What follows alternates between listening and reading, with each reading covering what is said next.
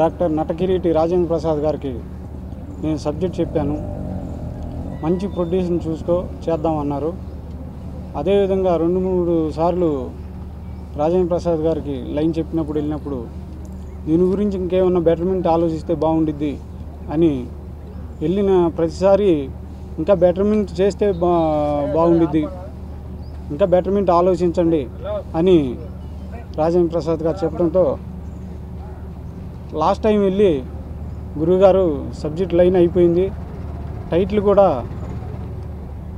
మీరన్న డైలాగ్నే నేను అనుకుంటున్నాను అంటే ఏంటి ఆ డైలాగ్ అన్నాడు.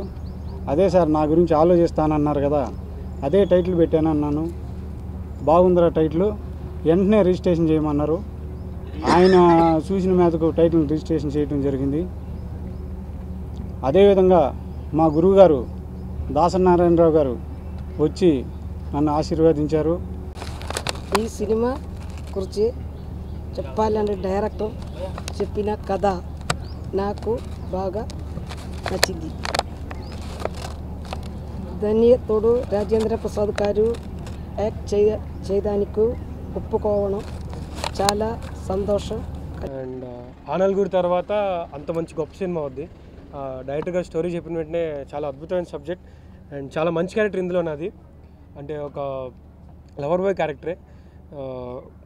ఐఎమ్ వెరీ హ్యాపీ ఈ సినిమా చేస్తున్నందుకు. చాలా చాలా ఆనందంగా ఉంది రాజేంద్ర ప్రసాద్ గారితో యాక్ట్ చేస్తున్నందుకు. అండ్ అలాగే మేడంకి and to his son everybody to the whole team all the best. And మా సినిమాని అందరూ తప్పగా ఆశీర్వదిస్తారని కోరుకుంటున్నాను. This is my third movie.